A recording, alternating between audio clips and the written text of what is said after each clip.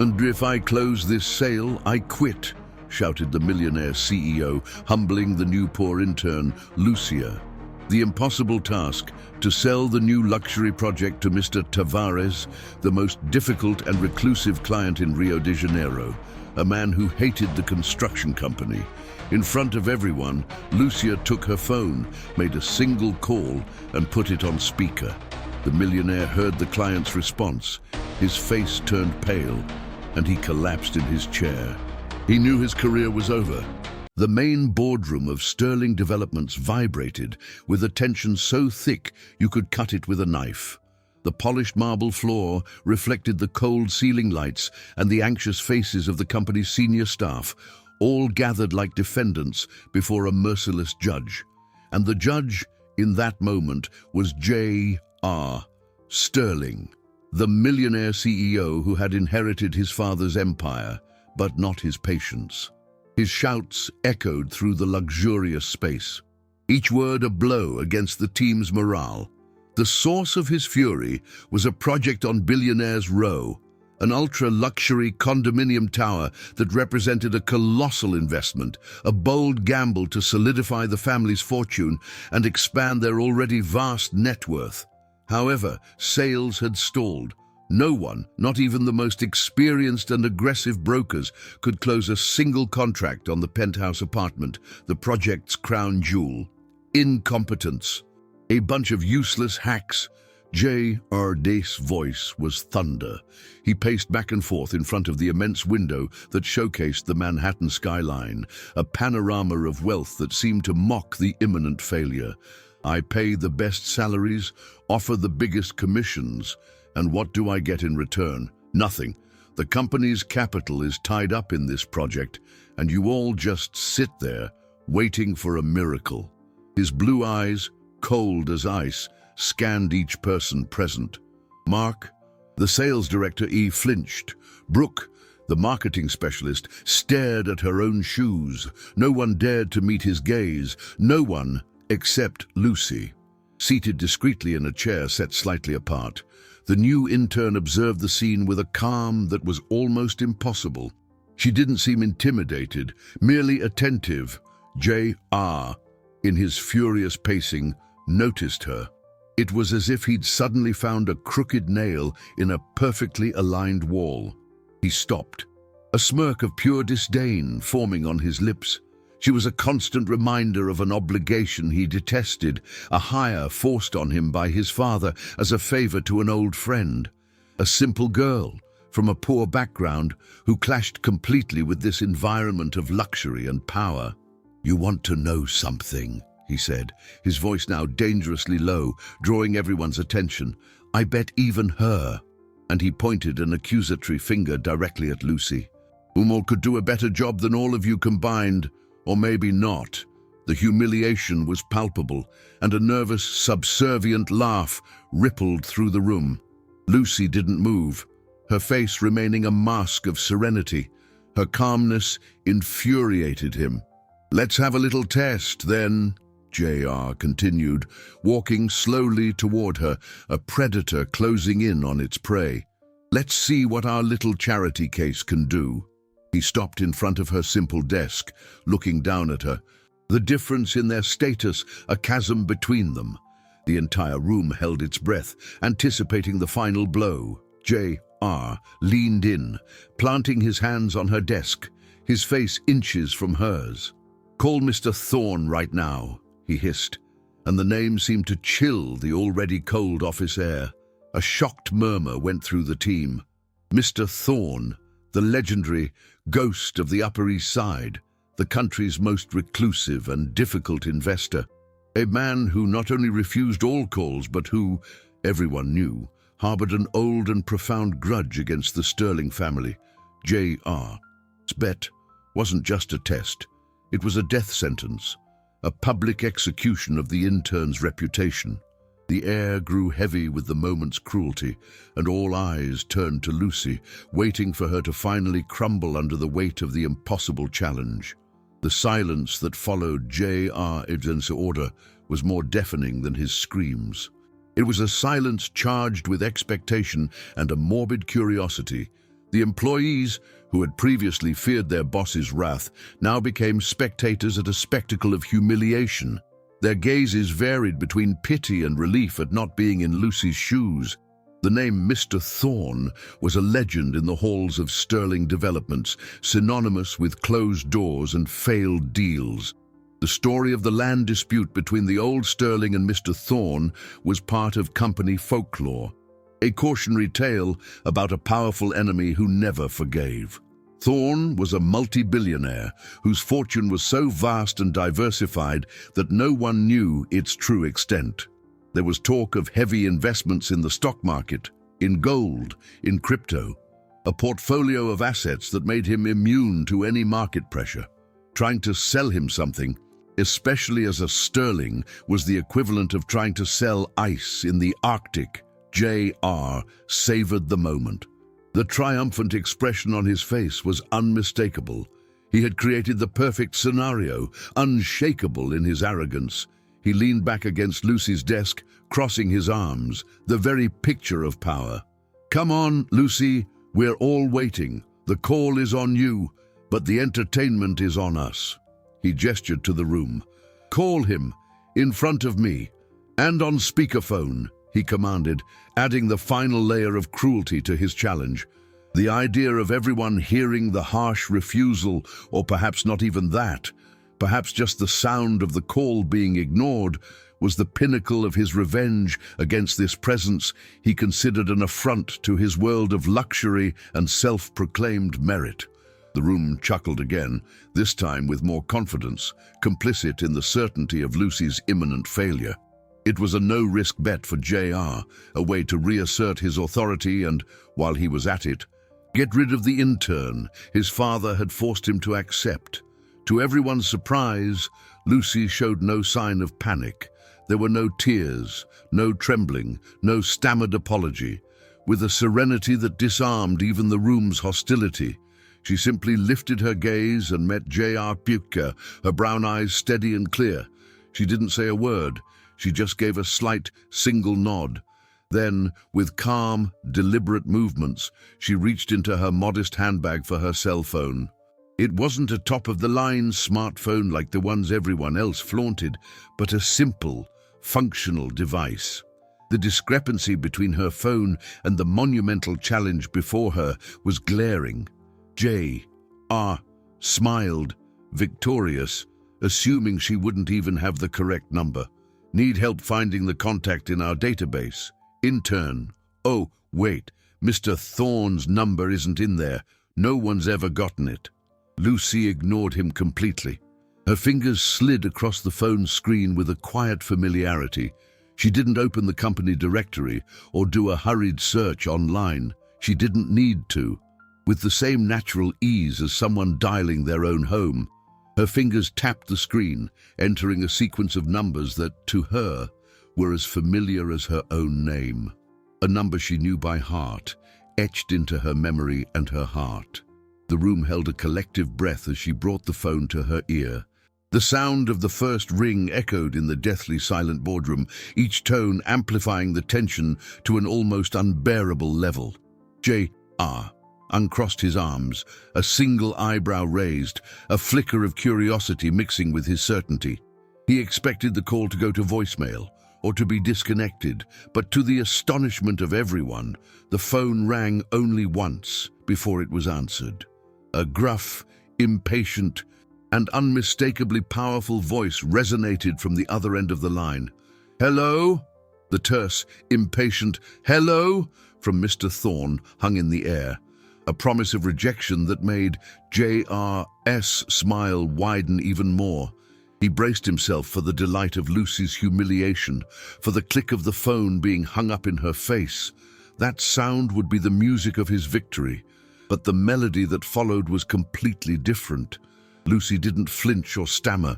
Keeping the phone to her ear, she looked directly into J.R.'s eyes, and with a sweet, clear voice that contrasted absurdly with the tension in the room, she spoke words that shattered everyone's reality. "Hi, Grandpa. It's me." For an instant, J.R.'s brain didn't process the information. Grandpa.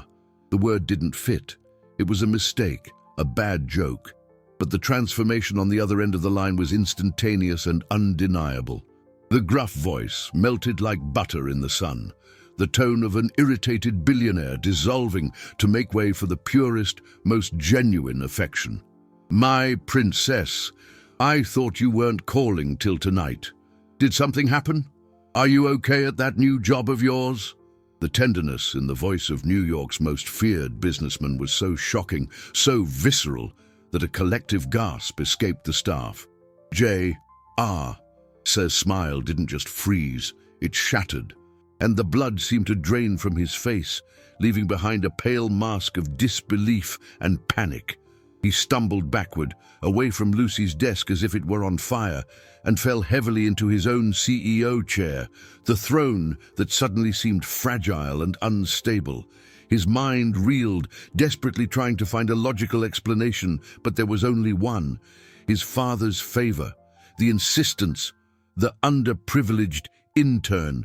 It was all a sham, an elaborate and careful charade to protect the heiress of one of the country's greatest fortunes. Lucy, for her part, remained calm, an island of serenity in the ocean of shock flooding the room. Her colleagues couldn't look away from her, truly seeing her for the first time. Not the poor, out-of-place intern, but the granddaughter of Arthur Thorne, the secret heiress to an incalculable net worth. An empire of business and investments that made Sterling Developments look like a small boat next to an ocean liner. "I'm fine, Grandpa," she said, her voice still soft, but now carrying a weight no one had noticed before. Her eyes never left J.R.S., who stared at her with growing terror. "It's just, my boss, Mr. Sterling, dared me." She paused for a moment, allowing the word boss to land with the irony it deserved. "He said he'd give me the company if I could sell you the Central Park penthouse." On the other end of the line, the ensuing silence was deadly. It was not a silence of confusion, but of contained fury. Every second of quiet ratcheted up the pressure in the room to an unbearable level. J.R. felt a cold sweat trickle down his forehead. He could hear the sound of his own heart pounding in his ears. He had humiliated not just any intern, but the most precious asset of the man who, he now remembered with a shudder, was the silent guarantor of loans that had saved his father from bankruptcy years ago. A man whose capital was the only thing keeping the Sterling family's net worth in the positive. When Mr. Thorne's voice finally returned, all warmth was gone. It was cold as steel, sharp as a razor. "Put it on speaker, Lucy." With a precise, unhesitating movement, Lucy complied with her grandfather's request. Her thumb tapped the phone's screen, and the speakerphone icon lit up. The soft click of the button was like the snap of a twig in a silent forest, a small sound announcing a seismic shift. And then, the voice of Arthur Thorne, devoid of any warmth, filled the main boardroom of Sterling Developments. It wasn't a loud voice, but it possessed a density, a weight that seemed to press down on the air, making it harder to breathe. Every syllable was perfectly articulated, cold and cutting. "J.R., this is Thorne." The name was delivered without a Mr., an immediate nullification of status. Some employees instinctively took a step back, as if the voice itself could reach out and strike them. J.R., still slumped in his chair, felt as if a bucket of ice water had been dumped over his head. Reality hit him with the force of a runaway train. He remembered. Flashbacks that were once background noise in his mind now became terrifyingly sharp. His father, one night over whiskey and worry, confessing that the company was on the brink of ruin. The name Thorne mentioned in whispers, like a savior and a demon all at once.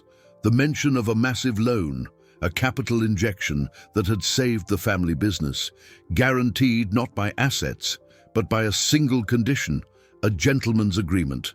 He has a goddaughter, a young woman he wants to learn the value of work without the weight of the name, his father had said. She'll come in as an intern. Your only job, J.R., your most important job, is to ensure she is treated with respect. Our entire net worth depends on it." He had scoffed at the idea at the time, dismissing it as an old man's delusion. Now, his father's words echoed in his mind like a death sentence. The intern was the granddaughter.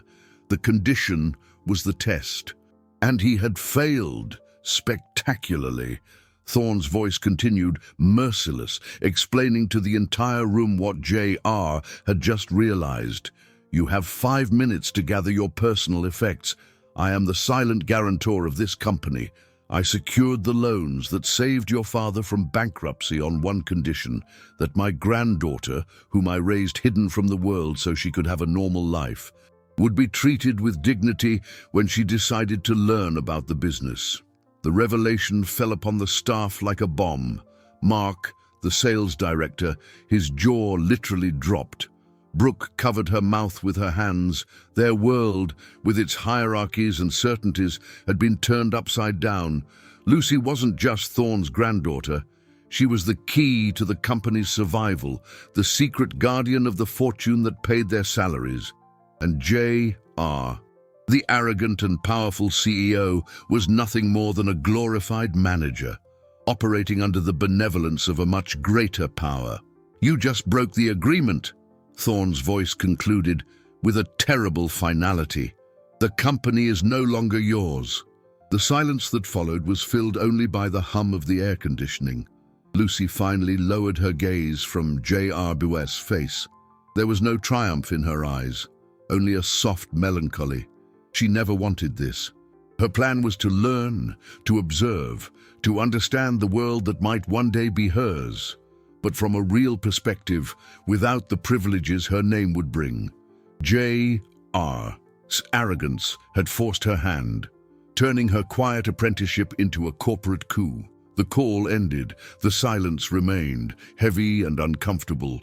J.R. stared into space, his face pale, his eyes glazed over. His empire, built on another man's money and agreement, had crumbled in less than 5 minutes.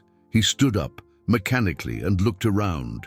The faces that once feared him now watched him with a mixture of pity and contempt. He was no longer the boss. He was no longer anything. Without a word, he began to walk toward his office, a deposed king marching into exile. But before he could take a third step, Lucy's phone rang again. She answered, and her grandfather's voice, now calm and controlled, sounded clear enough for everyone to hear. "Lucy, go to the corner office. I'm transferring the controlling shares to your name now." Arthur Thorne's final order suspended time. J.R., halfway to his office, stopped as if he had hit an invisible wall. His shoulders, which moments before had been tense with rage, now slumped in defeat. The transfer of shares was not a threat. It was an execution. The Sterling family's vast fortune, the business built over generations, all came down to a click on a brokerage app, a digital signature from a man miles away. All eyes, previously fixed on the deposed CEO, now turned to Lucy. She still held the simple cell phone in her hand, the device that had become the scepter of her unexpected power. But on her face, there was not a hint of triumph. There was shock, vertigo, and the crushing weight of a legacy she had never asked for and for which she felt unprepared. Her plan had been simple: spend a year learning the nuances of cash flow, the basics of investment, so that one day she could talk to her grandfather as an equal about the fortune he managed. She didn't want the throne. She just wanted to understand the map of the kingdom. The silence was broken by the dry sound of a laugh, a sound devoid of joy. It was J.R. He turned slowly, and the hatred in his eyes was so pure it made some people flinch. "Congratulations." "Interns," he said, his voice hoarse. "You won. I hope you drown in all that money." He didn't wait for a reply. With one last look of contempt at the room he once commanded, he resumed his walk, but this time not to collect his things. He marched straight to the elevator, empty-handed, leaving an entire life behind. The metal doors slid shut, sealing his fate. The spell was broken. A low murmur began to spread through the room, whispers of astonishment, fear, and uncertainty.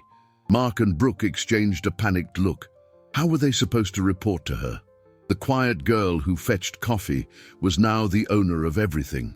Their careers, their salaries, their futures were all in her hands. Lucy felt the weight of those stares. Every pair of eyes was a question, a silent accusation.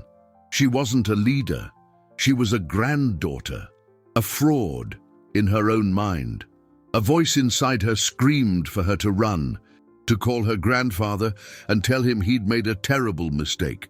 But another voice, a deeper, calmer voice she barely recognized as her own, held her in place.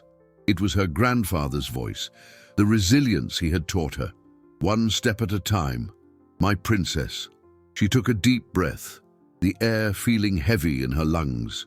She squared her shoulders and began to walk, not toward the elevator, but toward the CEO's office.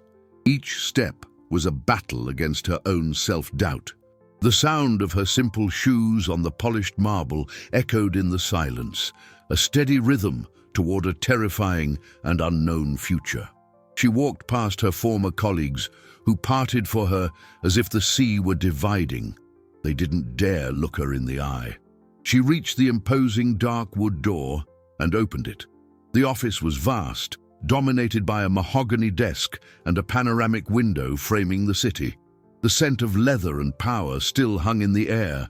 It was Audrey's world. Now it was hers. Hesitantly, she rounded the desk and sat in the leather chair, which seemed to swallow her whole. The seat was still warm. On the computer screen, a program was open. It was a bank statement detailing the company's investments and treasury. Her eyes scanned the lines and numbers, and her heart, already pounding, stopped for a second. A transaction, an exorbitant transfer, made exactly 7 minutes earlier. A massive withdrawal from the developer's main investment fund, sent to an unknown account in the Cayman Islands. The money for next week's payroll, it was gone. The air in the CEO's office seemed to solidify in Lucy's lungs. The numbers on the screen glowed with a cold, cruel light, a digital sentence she couldn't stop reading. The transaction was clear, unequivocal. The company's working capital, the money meant to maintain healthy cash flow, and, more crucially, to pay the hundreds of employees who depended on that salary to live, had been drained. JR, in a final act of contempt, had not just abandoned ship, he had deliberately scuttled it, taking the treasury that kept everyone afloat with him. Panic rose in Lucy's throat, a bitter, acrid taste. She thought of Maria from housekeeping, who always gave her a warm smile in the morning. She thought of Robert from accounting, who spoke with such pride of his kids in college.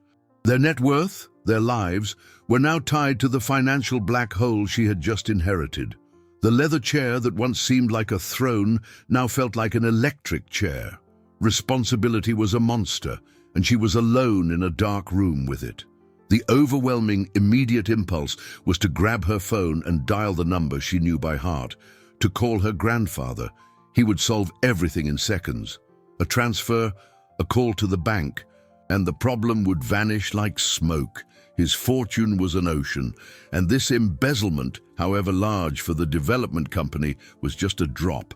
But her hand trembled and stopped mid-air. If she made that call, she would be admitting her own incompetence. She would be proving JR right, that she was just a protected girl, a princess in an ivory tower who knew nothing of the real world. Her grandfather had hidden her, not to make her weak, but to give her the chance to find her own strength. To call him now would be to betray that lesson, to surrender before even trying to fight. No, she couldn't. This was her challenge. JR's humiliation had created the situation, but it was her inheritance, her new role, that demanded a response. She had to, at the very least, try to find a solution herself, to use the intelligence she knew she possessed, the same intelligence her grandfather had always praised. A timid knock on the door pulled her from her spiraling thoughts. It was Mark and Brooke, their faces a mixture of fear and cautious curiosity. "Miss Lucy," Mark began, the hesitation in his tone showing just how shaken their world was. We're waiting for some direction. What should we do?" Brooke added, her voice a little shaky. "People out there are confused. They don't know what to think." They looked at her, the new owner, expecting a plan, a word of comfort, a show of leadership, but all Lucy felt was the abyss opening at her feet. She took a deep breath, forcing a calm she didn't feel. "I need a moment to assess the situation. Please, ask everyone to wait. No one is going anywhere for now."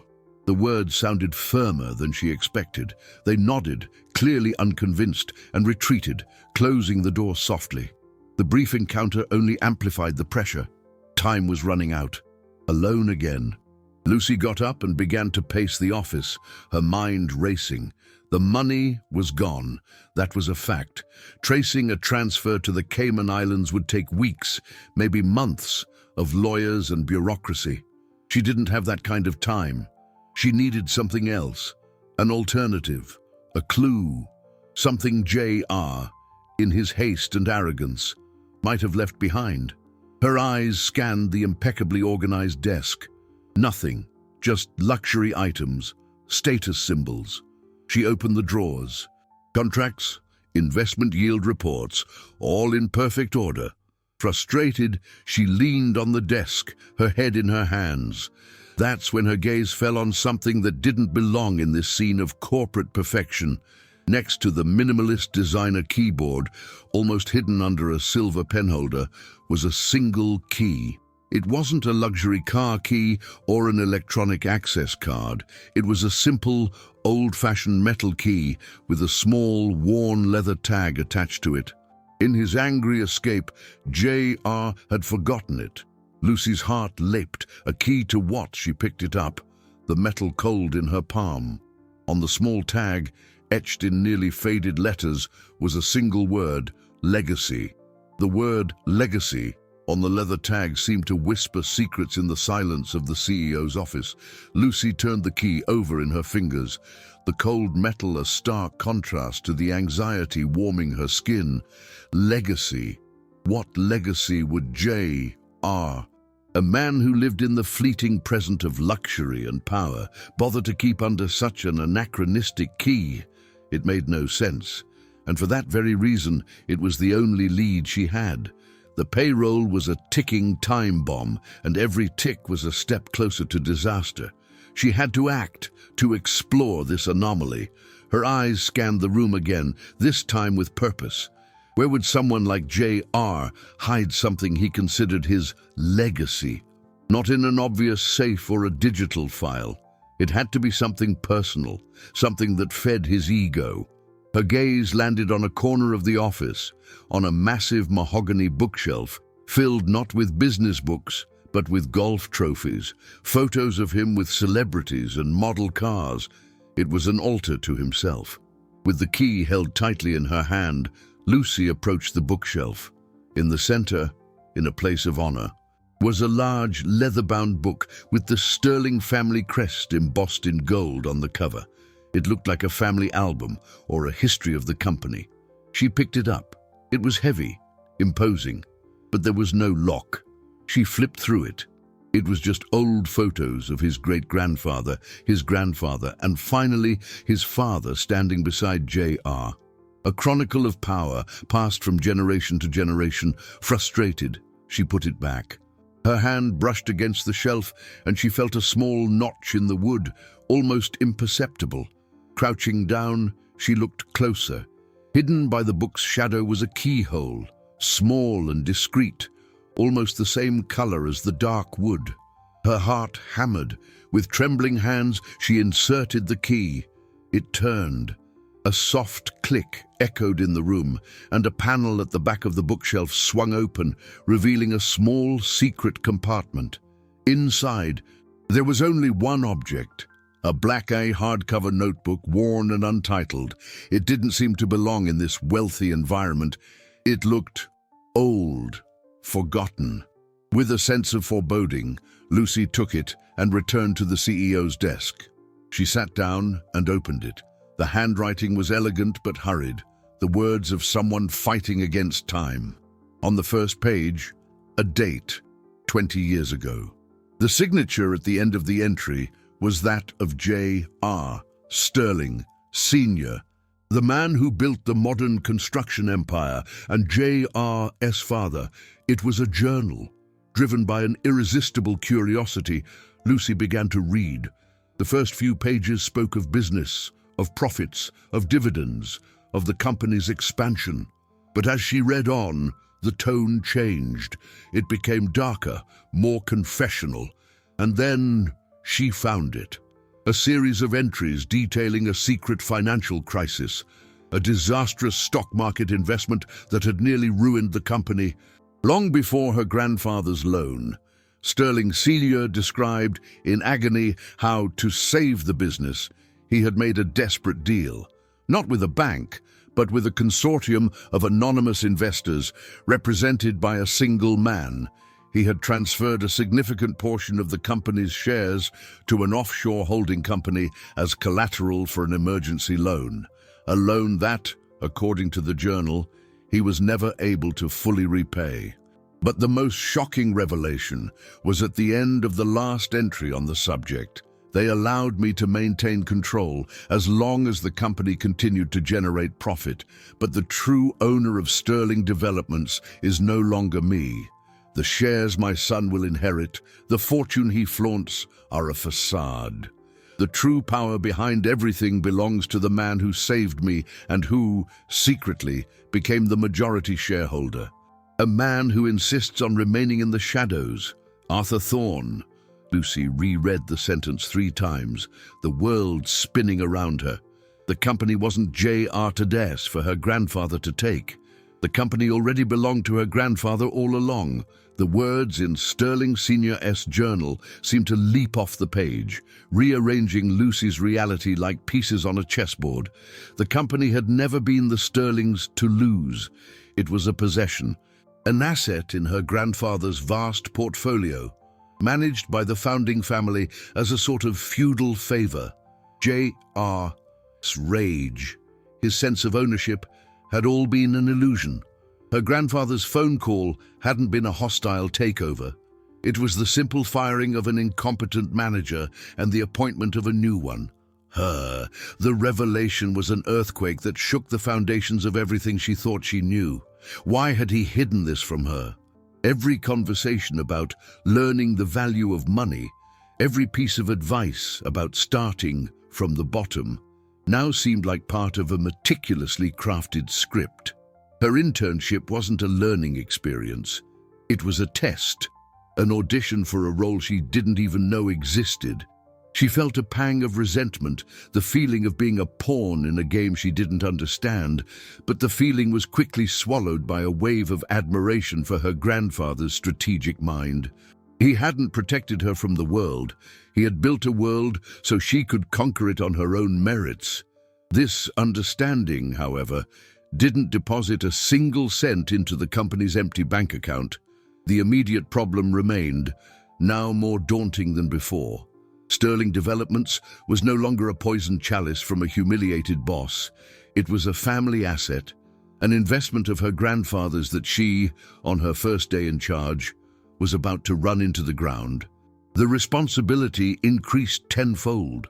To fail now would not just be a personal defeat, it would be a stain on Arthur Thorne's legacy of efficiency and success. It would be a waste of his trust, proof that she was not worthy of the heritage that ran in her veins. The panic that had gripped her moments before began to transform. Fear gave way to a cold, sharp determination. This was no longer JR's problem. It was hers. The company was hers. The employees were hers. And she would not fail. With this new resolve, she looked at the journal no longer as a relic of the past, but as an instruction manual. J.R., in his arrogance and contempt for the father he considered outdated, had probably never bothered to read these pages. He saw the future in Bitcoin and tech stocks, not in the wisdom contained in the handwriting of a man who had actually built something. Lucy began to flip through the notebook with a new purpose. Ignoring the laments and focusing on the details, she was looking for forgotten assets, undeclared accounts, any resource that modern accounting might have overlooked. She read about land deals, acquisitions of small companies, failed infrastructure investments. Most of it were dead ends, tales of a rising empire with its inevitable stumbles. She was almost giving up, desperation beginning to creep back in when her fingers stopped on a section near the end. It was a series of notes about a purchase made over 30 years ago, a small plot of land in a remote area of the Catskills. Considered at the time a worthless investment, a strategic mistake. Sterling Sr. described it with a level of detail that was out of place for its financial significance. He wrote about the quality of the earth, the water sources, the geology of the site. It read like a geologist's field notes, not a businessman's. And in the margin, written in a different ink pen, like an afterthought, was a single, enigmatic sentence. The real treasure isn't in the ledgers. The sentence made Lucy's heart race. Attached to the page with a rusty paperclip was a yellowed piece of paper, folded several times. Carefully, she removed it and unfolded it on the desk. The lines were faint, hand-drawn. It was not an official document. It was a map, a crude map of the land in the mountains, with a specific spot marked with an X. The hand-drawn map on the mahogany desk was an anachronism, a piece of fiction amidst the harsh reality of corporate finance. For a moment, Lucy felt the absurdity of the situation threatened to suffocate her.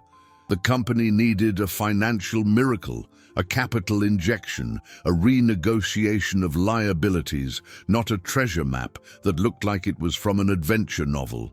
Sterling Sr.'s phrase, the real treasure isn't in the ledgers," echoed in her mind. Was it the rambling of an old man, a metaphor for something she couldn't grasp? Or was it literal?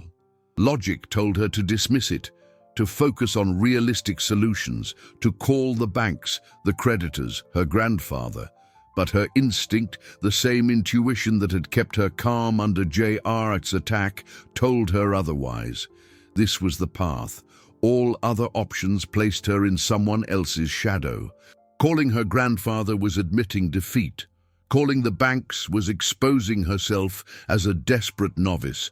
But following the map, as insane as it seemed, was an action that was purely her own, based on a discovery only she had made. It was a high-stakes gamble on a forgotten asset, an investment that wasn't even on the company's balance sheet. With the decision made, a cold clarity replaced the panic. Time was her enemy. Payroll was due in less than 48 hours. She turned to J.R.'s computer and, with a speed that surprised herself, began to research. Using the property records mentioned in the journal and cross-referencing them with modern satellite maps, she located the land. It was exactly where the journal said, a remote, hard-to-reach area in the Catskills, nearly a 3-hour drive from the city. There were no paved roads leading directly to the site. She would have to drive to the nearest town and continue on foot. A shiver ran down her spine. She was not an adventurer. She was a city girl, but the image of Maria from housekeeping and of so many other employees overrode any fear. She had no choice. Before she left, she needed to ensure the company wouldn't implode in her absence. She pressed the intercom. "Mark, Brooke, please come to my office. Now." They entered, anxiety etched on their faces. But the woman who greeted them was not the same frightened intern from before. Seated in the imposing leather chair, the old journal closed in front of her, Lucy exuded a newfound authority. "I have a task for you," she said, her voice firm and direct. "I'm leaving to resolve our cash flow issue. I've found records of an old asset, an undervalued investment that may hold the solution to our immediate problem. I can't give you any more details right now." She stared them down, daring them to question her. "Mark, your job is to keep the sales team motivated. I don't want panic to set in." "Brooke, prepare an internal memo stating that the new management is conducting an audit and that we will soon announce a new and exciting direction for the business. Be confident. The stability of the company depends on the calm you project over the next few hours." They stared, dumbfounded, surprised by the clarity of her command. They nodded, stunned. "You can go." Alone again. Lucy didn't waste a second. She grabbed only her handbag, the journal, and the map. She left behind the luxury of the office, the scent of power and failure, and walked with firm steps out of the building. She ignored the private elevator and the garage with the luxury cars. She crossed the public parking lot to her own modest car, a symbol of her old life that now seemed to belong to someone else. She got in, tossing the map and the journal onto the passenger seat. As she started the engine, the humble rumble seemed like an act of rebellion against the silent, powerful engines of the New York elite. She accelerated, leaving the world of glass and steel of sterling developments behind. As she headed for the highway, the setting sun painted the skyscrapers in shades of orange and gold, the color of the wealth she was abandoning in search of another kind. Ahead of her, the mountains loomed, their dark silhouettes against the darkening sky, a promise of secrets and a silent challenge.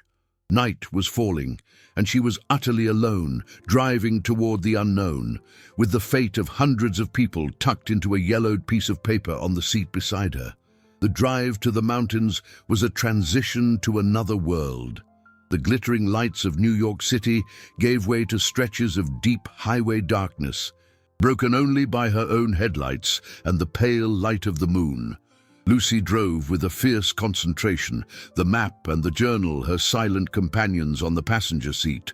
Each mile took her further from the terrifying business environment and deeper into a physical, solitary challenge that was equally frightening. She reached the small town at the base of the mountain well after 10 at night.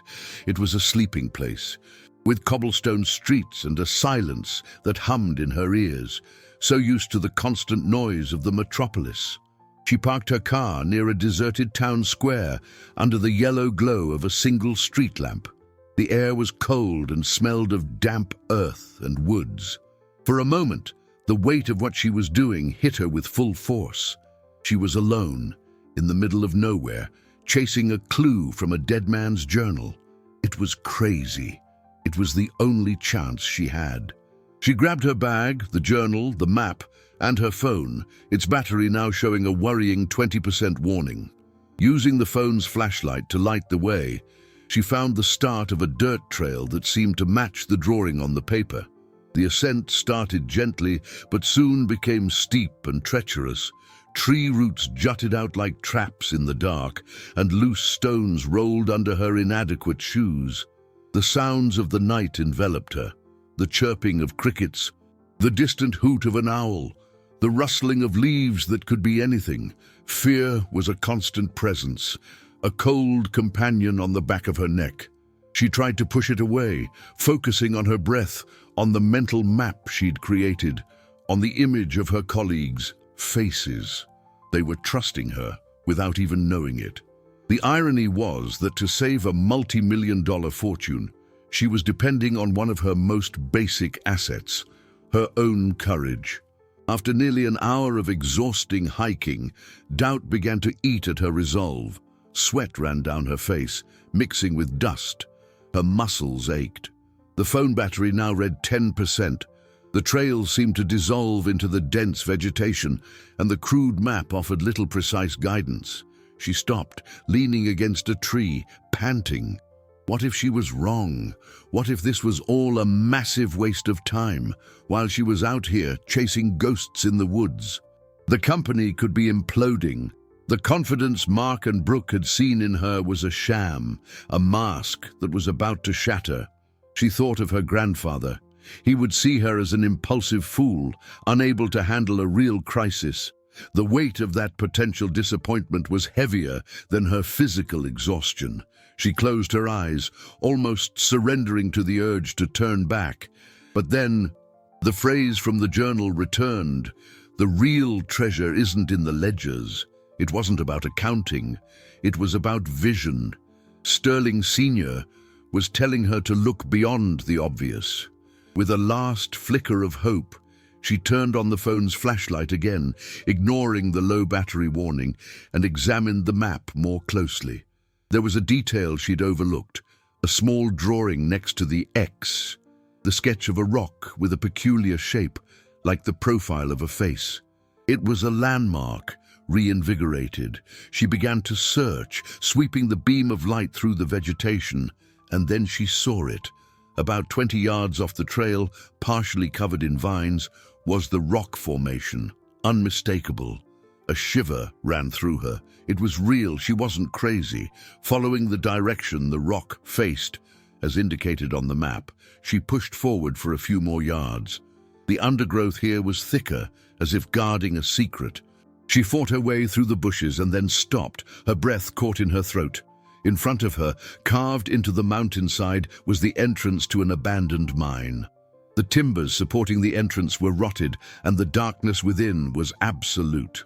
The exact moment she took a hesitant step toward the mouth of the mine, her phone screen flickered one last time and went black, plunging her into near-total darkness, with only the moonlight filtering through the trees to guide her. The darkness that followed the death of her phone was total and suffocating. Lucy stood frozen, the sound of her own blood pulsing in her ears. The black maw of the mine ahead seemed to merge with the night around her, creating a vacuum where sight did not exist.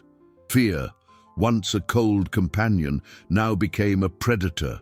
Every shadow seemed to move, every breeze sounded like a whisper. Instinct screamed at her to turn, to run back to the trail, to the relative safety of her car, to civilization. To go back meant accepting defeat, facing the company's ruin and her grandfather's disappointment. To enter the mine, unarmed and blind, was an act of almost insane faith.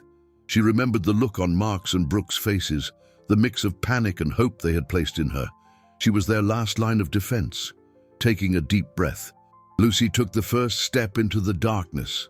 The air changed instantly. It grew cold, damp, and heavy with the scent of wet earth and stone. The sound of her footsteps echoed strangely, muffled, and the ensuing silence was deeper than any she had ever experienced. Reaching out her hands, she touched the mine wall. It was rough and frigid, coated in a thin layer of slime. Using it as her guide, she began to move forward slowly, one step at a time, shuffling her feet to feel the ground ahead. It was an agonizing, claustrophobic process. The darkness was so complete, she lost all sense of space. The tunnel could be 3 feet wide or 30, and she couldn't tell. Every drop of water that dripped from the ceiling and hit the floor sounded like a hammer blow, amplified by the stillness. She focused on the texture of the rock under her fingers, on the feel of the uneven ground beneath her feet, trying to build a mental map of the environment to keep the panic from swallowing her whole. After what felt like hours, but was likely only minutes, her eyes began to adjust. The absolute black gave way to a deep gray, and she started to discern vague shapes. The mine entrance was a slightly lighter gray patch behind her, and ahead, deep in the tunnel, something gleamed. It was a faint, almost ghostly shimmer, a pinpoint of light that shouldn't be there. Was it a reflection, moonlight hitting a pool of water, or something else? With her heart pounding against her ribs, a mix of fear and hope propelled her forward. She moved a little faster, her eyes fixed on that weak glimmer which grew sharper with every step. It wasn't a reflection from water. It was something solid, embedded in the rock wall at the end of the tunnel. She finally reached the end of the passage. The glow emanated from the entire wall in front of her. Reaching out a trembling hand, she touched the surface. It was cold, metallic, and uneven. She ran her fingers over the protrusions, feeling the textures, trying to understand what it was. It wasn't coins, or bars, or jewels. It was the rock itself, and the rock was alive with thick, glittering veins of something that captured the little light, reaching it and multiplied it. Even in the gloom, the pale, yellowish gleam was unmistakable. She scratched the surface with her fingernail, and a small, heavy, soft flake came loose in her palm. Gold, not a hidden treasure, but the source of the treasure. A lode. Sterling Sr. hadn't bought a useless plot of land. He had bought a mountain of undeclared wealth, an asset of incalculable value, completely off any balance sheet. This was the ultimate collateral, the company's true secret capital. The solution to all her problems was right there, in that wall. A wave of relief and triumph washed over her. She had done it, alone. In the dark, she had done it. And it was in that exact moment of silent victory that she heard a sound from the mine entrance, the unmistakable crunch of rocks shifting under the weight of a foot. She was not alone. The sound of footsteps at the mine's entrance caused Lucy's triumph to evaporate and turn to ice in her veins. All her senses went on high alert. The darkness, which had been an adversary, now became her only ally, a cloak to hide her. She instinctively shrank back, pressing her body against the cold, golden wall, trying to become invisible. Her heart hammered against her chest so hard she feared the sound would give her away. Who could be here? A night watchman, a lost hiker, or something far worse? Her mind raced, sketching out terrifying scenarios. The trail was deserted, the mine abandoned. No one should be here.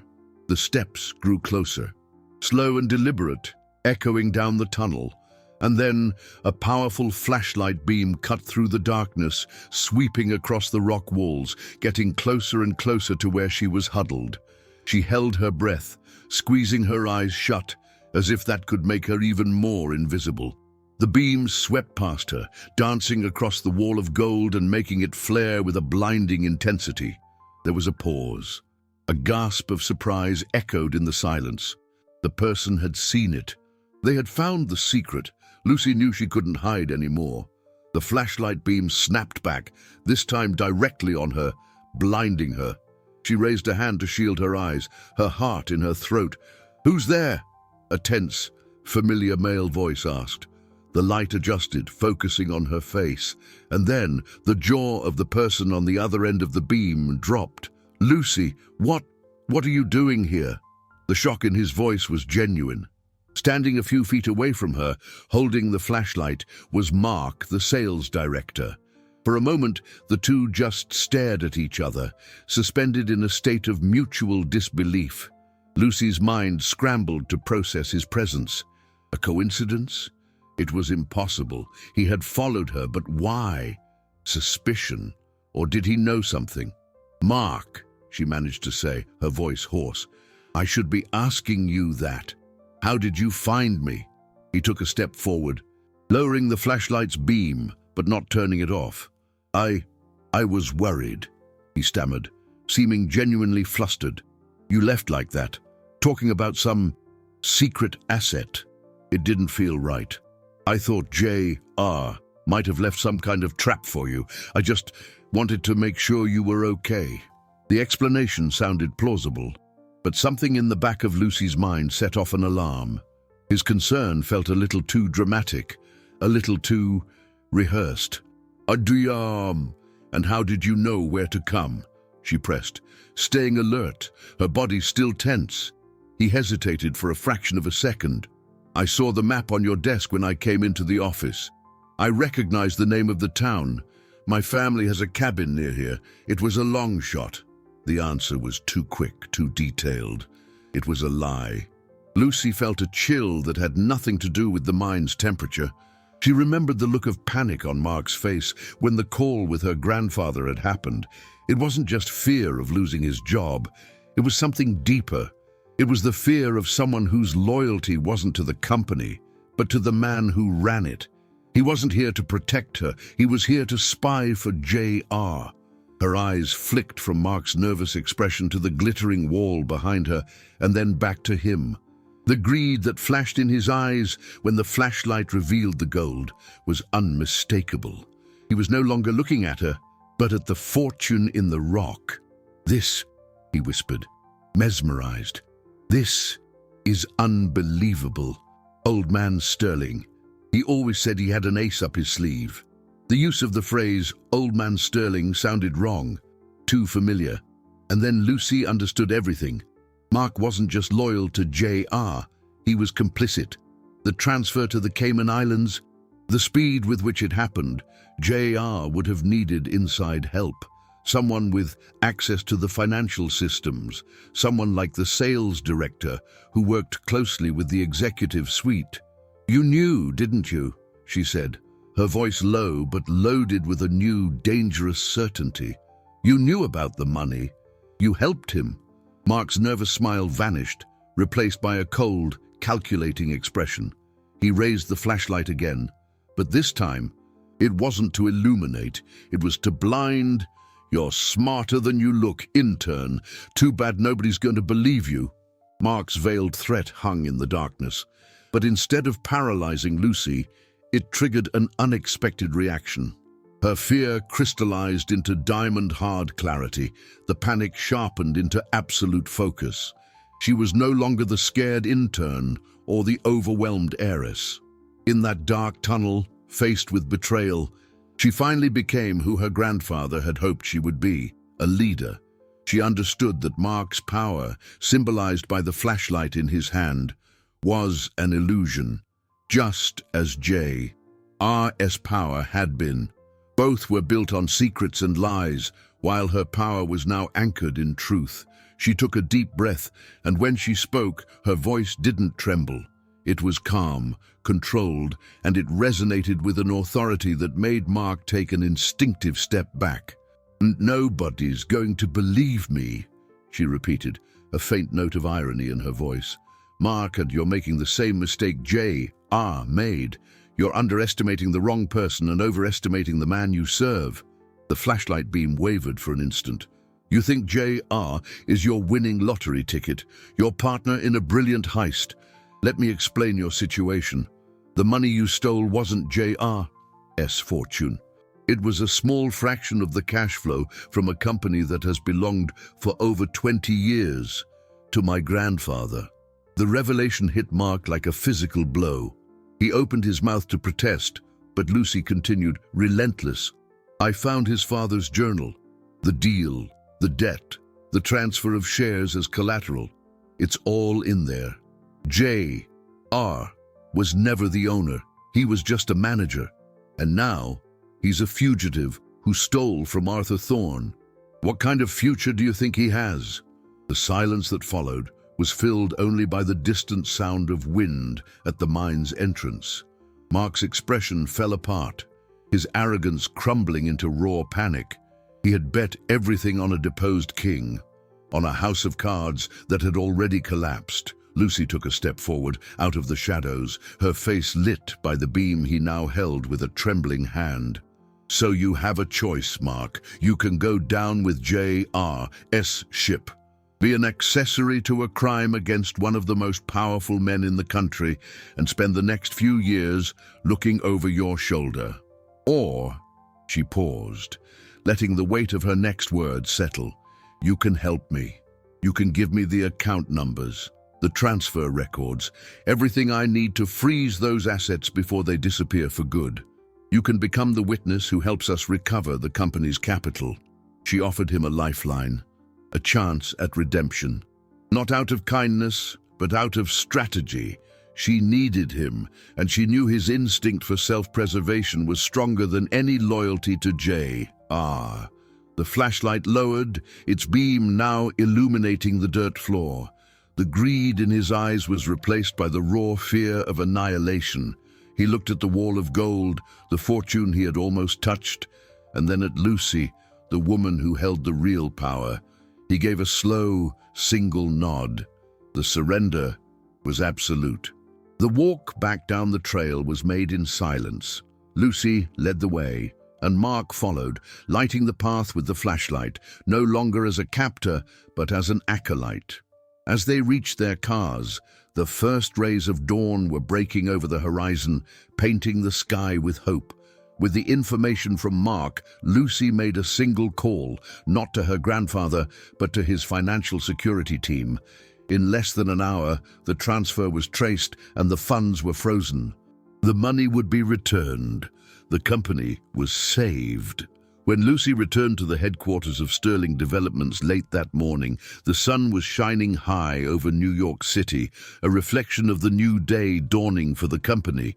She didn't enter as the timid intern or the frightened heiress. She entered as the woman who had descended into darkness and emerged with salvation, not just for a business, but for herself. News of the recovered funds and the existence of the gold mine, now being properly valued as a billion-dollar asset, spread through the halls like wildfire. The atmosphere was no longer one of fear and uncertainty, but of awe and relief. As she walked through the main boardroom, people stood up, not out of obligation, but out of genuine respect. She answered with a tired but sincere smile. The weight of the world was still on her shoulders, but it no longer felt quite so heavy.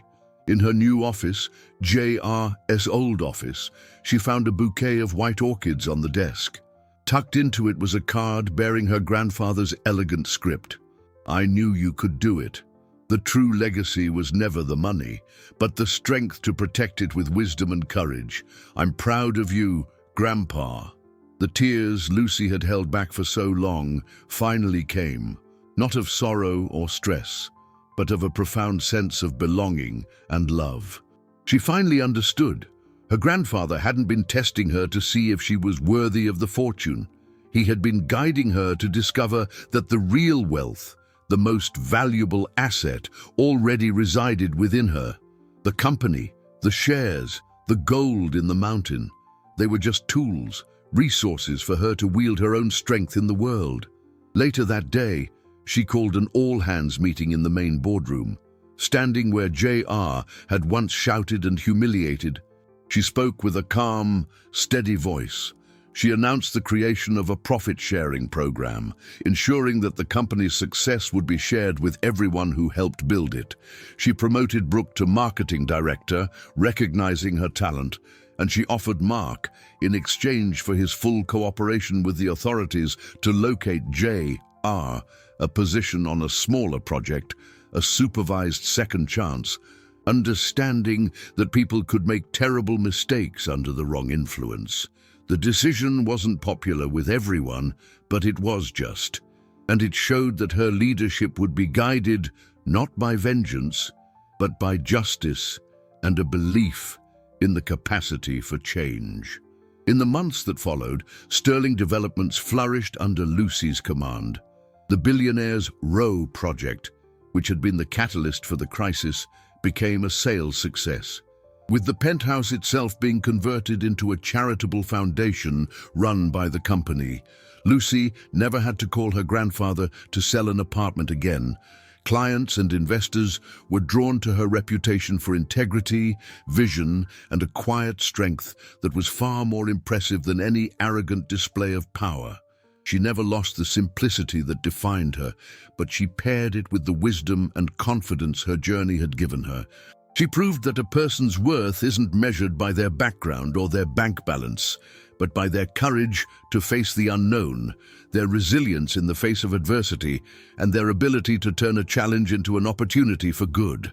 The empire she now commanded was not just a business, it was a legacy of overcoming, proof that the greatest wealth one can inherit is the strength of one